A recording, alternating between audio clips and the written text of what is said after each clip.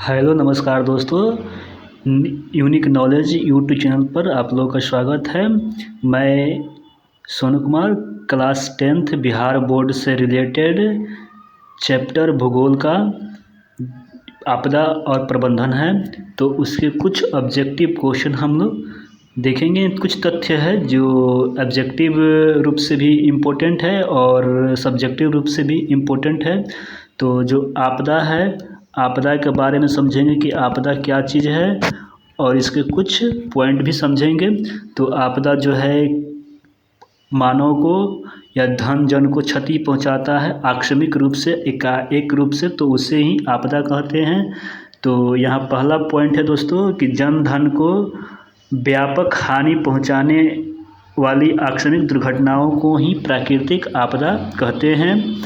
और जैसा कि आप जानते हैं कि आपदा दो प्रकार के होते हैं, एक प्राकृतिक आपदा और एक मानव जनित आपदा।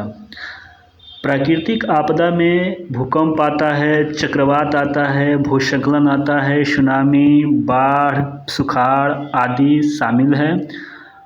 और मानव जनित आपदा में आतंकवाद, रेल दुर्घटना, कारखाना से गैस रिसाव, सांप्रदायिक दंगे आदि शामिल होते हैं। और उसके बाद नेक्स्ट पॉइंट है कि मूसलाधार वृष्टि के कारण पर्वतीय ढलानों की मिट्टी जो है खिसक कर नीचे जो गिरती है, उसी गिरने की क्रिया को भूस्खलन कहते हैं। यानी कहने का मतलब है कि मूसलाधार वर्षा होती है तो उसके कारण जो पर्वतीय ढलान की मिट्टी होती है वो कट कर चाहे खिसक कर नीचे जब गिरती है तो उसी गिरने की क्रिया को भूस्खलन कहा जाता है। नेक्स्ट पॉइंट देखेंगे इसमें दोस्तों कि जो भूस्खलन की प्रक्रिया है, वो सबसे ज़्यादा उत्तराखंड में, जम्मू कश्मीर में, हिमाचल प्रदेश में एवं कोंकण क्षेत्र में ज़्यादा देखने को मिलता है। और ज़्यादा भारी, अगला नेक्स्ट क्वेश्चन है कि भारी हिमपात के कारण बड़ी बड़ी चट्टानों से खिसक कर नीचे गिरने की क्रिया को हिमस्खलन कहते हैं। जो बड़े बड़े हिमपात होता है, भारी हिमपात होता है तो उससे चट्टानें जो है खिसक कर नीचे गिर जाती है, तो उसी गिरने की क्रिया को हम लोग क्या कहते हैं दोस्तों, हिमस्खलन कहते हैं। और अगला नेक्स्ट क्वेश्चन है कि चक्रवात जो प्रभावित राज्य या क्षेत्र है वो पश्चिम बंगाल है, उड़ीसा है, आंध्र प्रदेश है, तमिलनाडु है और गुजरात के तटीय क्षेत्र शामिल है। सबसे ज़्यादा जो चक्रवात आता है वो कहाँ कहाँ आता है, तो पश्चिम बंगाल में आता है, उड़ीसा में आता है, आंध्र प्रदेश में, तमिलनाडु में और गुजरात के तटीय क्षेत्र में देखने को मिलता है। और जो चक्रवात आता है इससे जन धन की अत्यधिक क्षति होती है। और यह बंगाल में जो है, बंगाल की खाड़ी का चक्रवात है वो अक्टूबर नवंबर में काफ़ी सक्रिय होता है, ज़्यादा उसी समय आता है। इसके अलावा जब ये बंगाल की खाड़ी में आता है तो सबसे ज़्यादा किसको किसको प्रभावित करता है, तो उत्तर प्रदेश को, बिहार को, पंजाब को, हरियाणा को, पश्चिम बंगाल, उड़ीसा, गुजरात आदि राज्य जो होता है बाढ़ से प्रभावित हो जाते हैं। नेक्स्ट पॉइंट देखेंगे दोस्तों, इसमें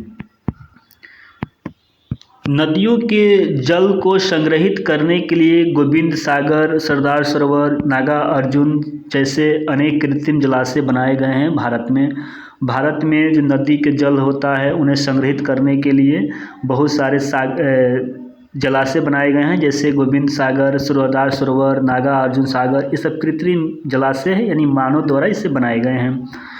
नेक्स्ट पॉइंट है कि दुनिया का सबसे ऊंचा बांध आसवान बांध नील नदी पर है। ये जो नील नदी है इसी पर सबसे दुनिया का ऊंचा बांध बनाया गया है, आसवान बांध। नेक्स्ट पॉइंट है लंबे समय तक अपर्याप्त वर्षा होने से धरातलीय जल के स्रोत समाप्त हो जाते हैं तथा भौम जल स्तर काफ़ी नीचे जाता है। इस स्थिति को सूखा बोलते हैं।